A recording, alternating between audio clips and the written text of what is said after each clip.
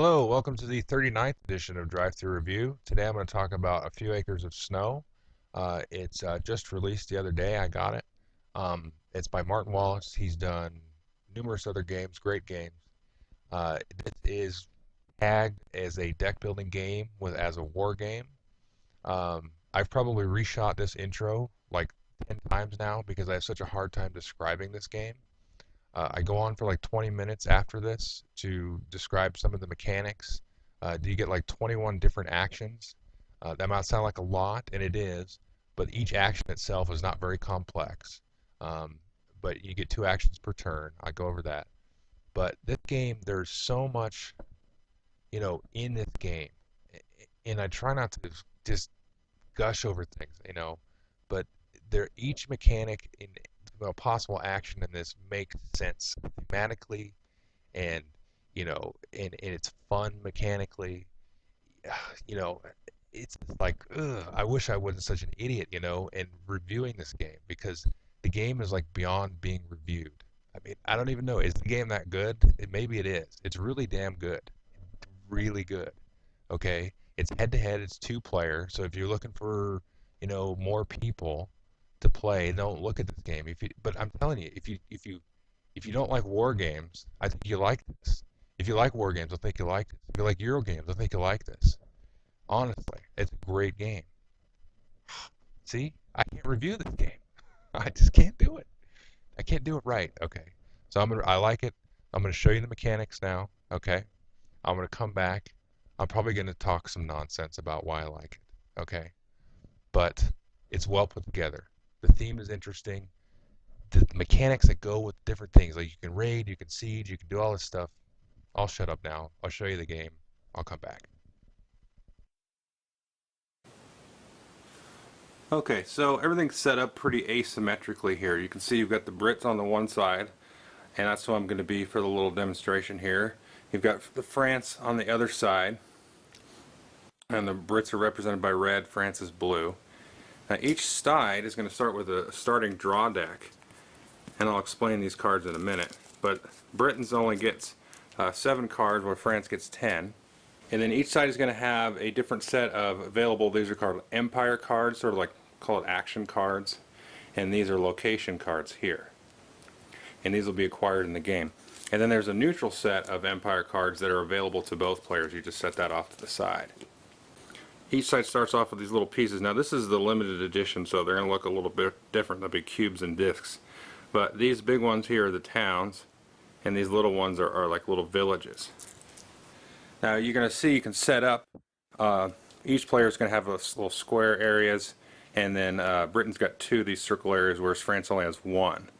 And so you put a town on each of the circle areas that are in your color, and then a village on each of the square areas. Now you can see these are worth victory points at the end of the game, some of these areas.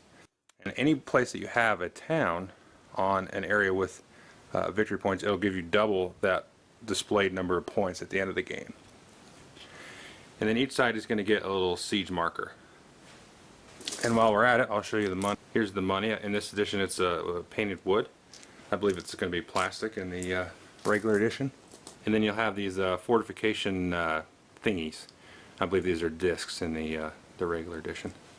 So you can see the pieces are relatively small, but I think that's good, because if you had it much bigger, you'd hide some of the information on the board, and the types of routes in between the areas is important. You're going to see, let me zoom in a little bit so you can see that.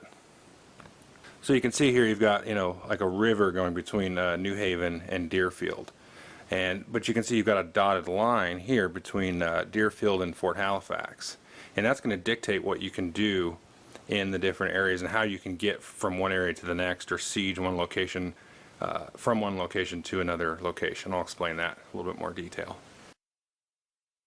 So to start the game, each player is going to draw 5 cards from their deck. And then you're going to have these cards to start with. Now normally on a turn you're going to get 2 actions, but each player on the first turn is only going to get 1 action apiece. And so there's like 21 different actions in this game. Thankfully it comes with 2 player sheets And I should say it comes with more than that, but there's 2 in English, and there's like 8 other ones in different languages. And it gives you a good breakdown of all the actions. Now, the actions themselves individually are not very complex, but it's a little bit overwhelming at first, like, well, I can do this, or I could do that, I could do anything. But basically, you've got 2 actions each turn, and then that's it. And on the back of these sheets is a reference of each card. So you've got a British reference and a France reference. And, so this gives you a basic idea of what kind of cards are going to be coming up and what you can do. So I'm going to try to quickly break down all 20 of these actions pretty quickly, and then go from there. So the first action that you can do is you can settle a new location. And to settle a location, it's got to be not controlled by your opponent. So in this case, if I wanted to go from New Haven to Deerfield and settle that, there's a couple of ways I need to do. Now, what I need to do is play the New Haven card. And these location cards have a little bit of information on it. So this one tells you that you can get to Deerfield by boat, or you can get to New York, Boston, or Pemaquid by ship. And then there's also some icons at the bottom, which this sort of like this location can produce these. This can produce ship travel or produce 2 coins. So what I'm going to do is I'm going to play the New Haven card. I want to go to Deerfield here because Deerfield's right there. And you can see it'll give me 4 victory points at the end of the game if I hold that. So I'm going to play New Haven, which means it requires a boat to get to Deerfield. That'll go in my discard pile. So now I need to play another location or another card that has a boat on it. So this is St. Mary's, but I'm basically using up that resource of St. Mary's to produce the boat to get to Deerfield. So I'm going to play that. So normally I could take and put a village on there, and then that would be mine. However, any location that has a little settler symbol on it, you need to play another card, a third card, with the settler symbol on it. And so that gives me the ability to settle a location with a settler symbol. Now if you look at St. Mary's, it's got both symbols on here, the boat to get there and the settler symbol to settle. But you can't use, a card for 2 things. You can only use it for 1. So I use this one for the boat, and then I use this one for the settler symbol. So that's the first action. Pretty simple. Play 3 cards, and then I'll settle it. And at the end of your turn, you're going to do your 1 action the first turn, and then 2 actions on the other turns, and then you're going to draw back up to 5.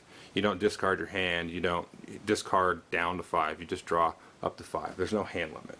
So once you settle a location, you're going to go to your location deck, and you're just going to find the location that you just settled, in this case Deerfield. I'm going to take that, and then I'm going to add it to my discard pile.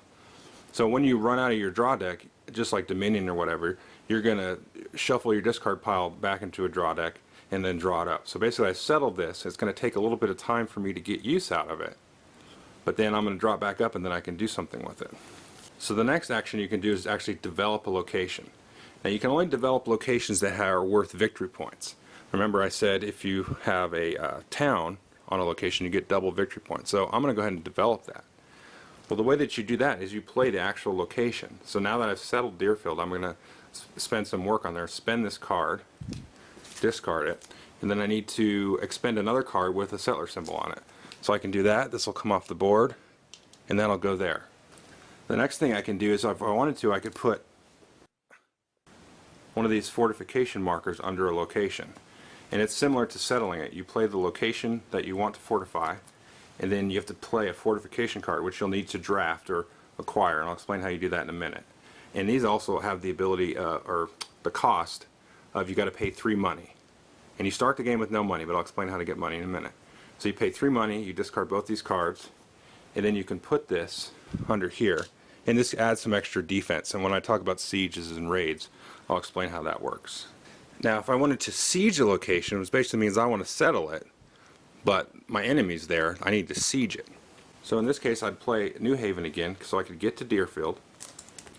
Then I would need to play another card with a boat so I could get there, to travel there. So I played these 2 cards. Now I've got to play another card, and it's got to have at least one of these rifles on it. So this guy's got 2. You can see this one's got 3, but I got to pay 3 money to play it. This is a big old cannon. And some locations come with one of these on there. So you'll take and you'll play that over to your siege box over here. So each side has a British siege box and a French siege box. Now since I'm Britain and this is my offensive siege, I'll play this here. Now if France was sieging one of my places, then, and I expended cards, let's say I wanted to expend this cannon, I'll play this here. Now these cards are locked in until the siege is resolved. So they're sort of like in a quagmire, so to speak. They're locked into this area here. So before I show you how you resolve a siege, let me just show you another action that you might do. So let's say for one action, I sieged Deerfield like I showed you. So I've still got one action left. I could go ahead and reinforce that with a militia there, and then I'll add one more to my attack power. And then let's say I was involved in 2 sieges. Now instead of reinforcing my offensive siege, I'm going to play this, and then this will help out my defensive siege. Now when you siege a location, you're going to take your siege marker and put it next to the location that you're trying to siege. That's so you remember where you're sieging, because you can only siege one place. Now you can be sieged, so you can be involved in 2 sieges, but you're either going to be involved in one offensive siege and or one defensive siege. So in that case, if let's say France was sieging New Haven, they would take and put that there. This would never happen because you can never launch a siege out of a place where you're being sieged, or a raid out of where you're being raided, and vice versa. Now the way that you resolve a siege is you always resolve a siege at the start of your turn. So in this case we've got 2 tracks. I'm British, so this is my offensive track, and this is the French track, so that's his offensive track. Now each location has an intrinsic defensive value of 1.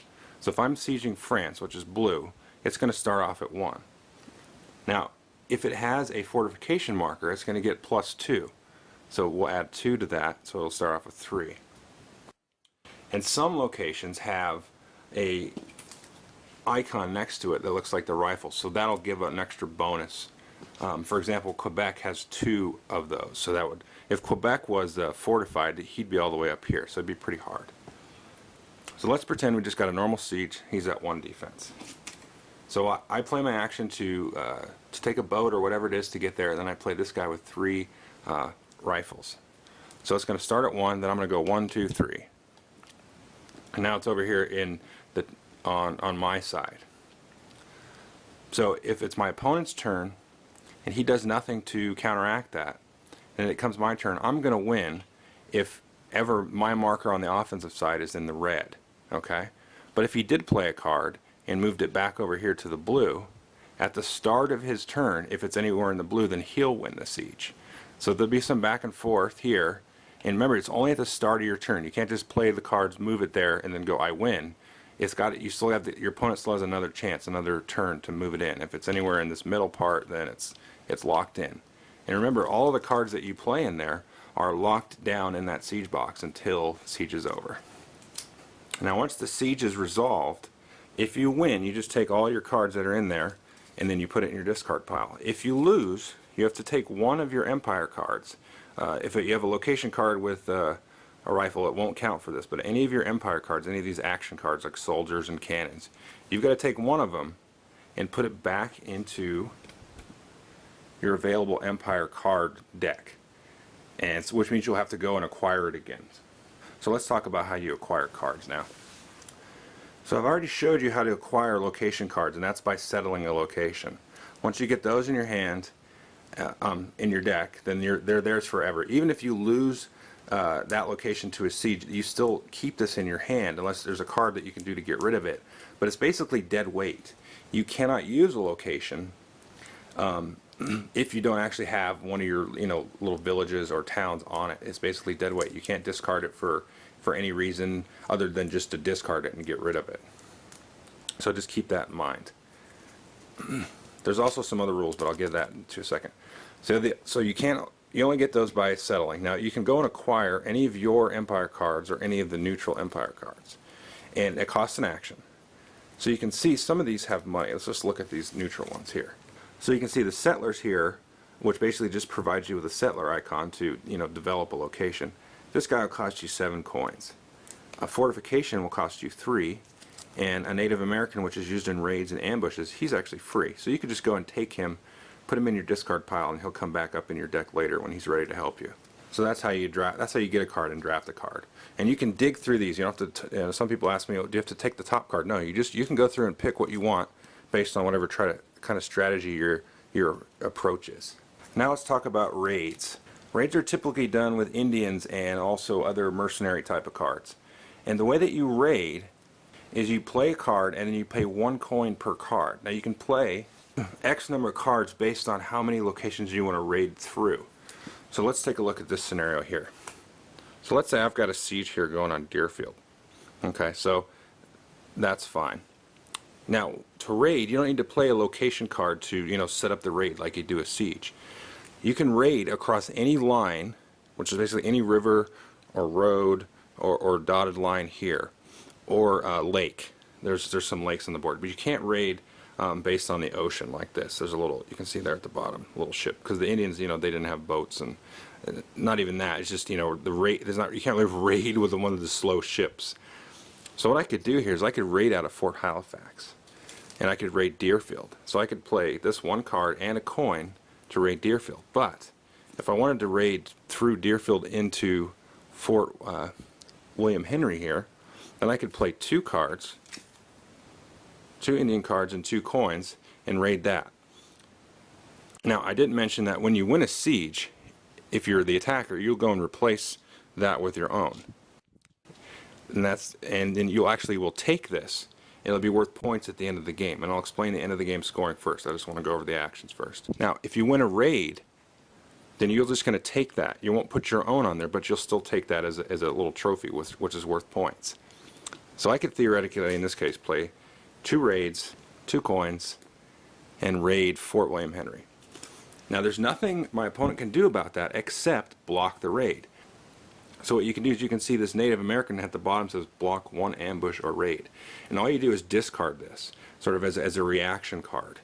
And no matter how many cards I spent to, do a raid, they just have to discard 1 card that says that on the bottom, or the actual location card of the location I'm raiding, and that'll block the raid. It's totally wasted. So a raid is sort of, it's a bet. Do they have Indian cards? Do they have the location card in there? It's a little risky. You've got to watch what they've been doing, but it's a quick way to score some points.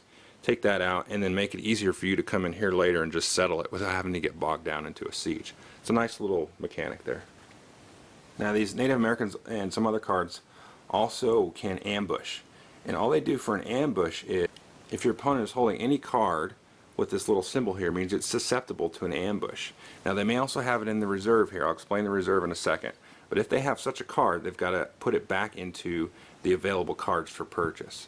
So it's a good way if you think they're holding some military might or some other cards that you want to just get out of their hands and weaken them quickly. That's an approach as well. All right, now I'm not going to get too much more into the specific Empire cards. There's some different ones for France and in England. A couple other things you can do is you can put a card in reserve. So you can put a card for later. Typically you might put a military card for later. Because you're gonna find your hand gets full, especially as you've got more and more locations in your hand. You want to manage that well. So you can put 1 card in reserve. That's 1 action. Well, let's say I had these 2, 3 cards in the reserve. You can have up to 5, and then I want to take them back into my hand. Well, that's actually a free action. It doesn't cost you an action, but you have to take all of them or none of them, and you've got to pay 1 coin per card. So you've got to have the coin to do that. So on your turn, you can take all 3 cards, let's say, and pay 3 coins, and they go right into your hand. So that's the reserve. Another thing you can do is you can just discard a card for free, and that's an action. You can discard more cards for 1 action if you pay 1 coin per card discarded. So if I discarded 4 cards, this one and these 3, I'd pay 3 coins. 3 for the extra 3 that I discarded. Now how do you get money, you ask? Okay, well the easiest way is discard a card for money. You discard that, you get 3 coins. So I used up the resources of Philadelphia. They're going to be available for me for a long time because I've discarded it, and so I get 3 coins. Another way you can do it, and this is more of a British move usually, is you can discard a card with a ship on it. So I discard that card for the ship, and then I can discard up to 2 others, 1 or 2 others for coins. So I could discard that ship and then get both of these and get 6. Now you notice this had a coin on it as well. But you can't use it for both. You've got to discard it for the ship only, and then do that one. That's why I discarded it, because it was less. And another way to get money, and this is typically, at least early game, mostly a French move, is you can discard a trader. Now when you discard a trader, you can discard as many cards as you want with these pelts on it, and you get 2 coins per card. So you can see all of these with pelts. So that's a way for the France to get money, especially early on. One other thing to mention with raids is these fortifications. Now, not only do you get +2 on your defense there, but you also block raids. So I could not raid this location here if there's a fortification. Plus, I cannot raid past that location to raid that location there. Now, you're basically going to play the game until one of three things happen.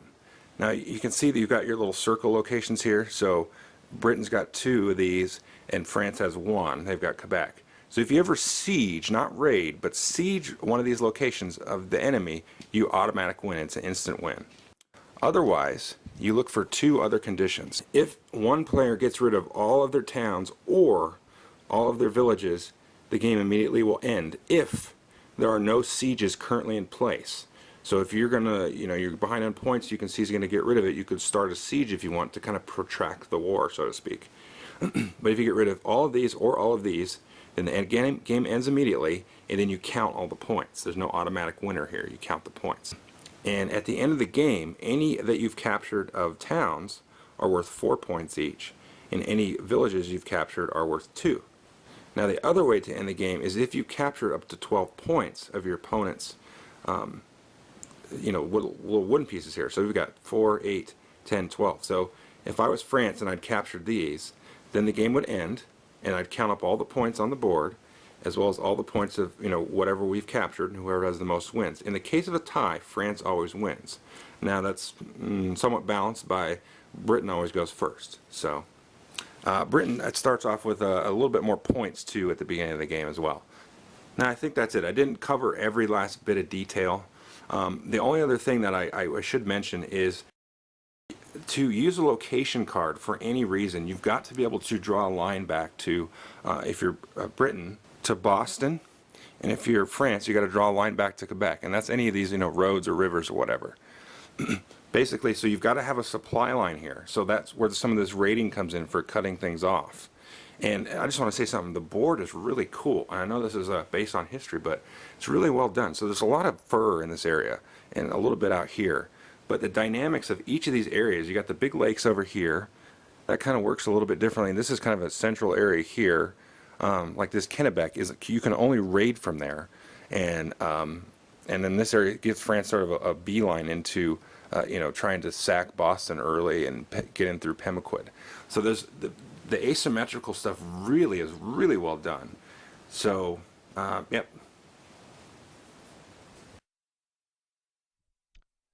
Did you make it through? Good. All right. So why do I like this game? I like this game because you have so many options. Okay, you look at all the cards you can acquire. You can go get military cards for sieges. You can go get Native Americans and other mercenaries for raiding. You can go get settling cards to settle, to build up your victory points. You can kind of get some kind of little money action going on. The deck building part, that's all about time. If you look at some, I think there's another video on here where he interviews Martin Wallace. That is basically, he says, okay, where you get the location, you've conquered it, you've settled it. So now you've got to take some time to to reorganize, to adjust. So it goes in your discard pile, and you've got whatever's left available to you in the draw pile. And then you go and you reshuffle, and then maybe that location comes up, maybe it doesn't. But that takes time. That's not something you acquire that location, that area. You can't immediately make use of it. There's no way to do that. So where the deck building comes in is it makes it easy on the player without having to fiddle with little little counters or tracks or anything to say, okay, I conquered this location, now I've got to wait 3 turns. You don't have to fiddle with that. The deck building streamlines that aspect of it. And even though you have 21 possible actions you can do, you usually only have a hand of 5 cards. So, you're somewhat limited there, but there's still ability to plan. You can reserve a card, but you've got to get money to pull the cards out of the reserve. Even discarding, that costs money if you really want to get rid of cards. And there's a lot of other cards in there as far as those action empire cards that I didn't even go into. This video would be like an hour long. Because you really got to play the game, and you get like halfway through your first game and go, I kind of get that. But then you've got the map, and the map is very asymmetrical. I mean, the decks, everything is asymmetrical, but You've got certain routes, boat routes, ship routes, ocean routes, lake routes, the little dotted line raid routes, and then how much do you fortify? How much do you build defensively? How aggressive are you? How defensive are you? Are you going to try to bog down a Quagmire? Are you going to try to make the game last more turns? You know, because like I said, you end the game when all the pieces are gone or all the pieces are placed on there or whatever, and there's no siege going on. So you can bog the game down a little bit if you want. Now, I played it 3 times, and maybe not enough, whatever. But again, we had games that lasted 45 minutes to almost 2 hours, and that's just based on the game. So anyway, recommend it.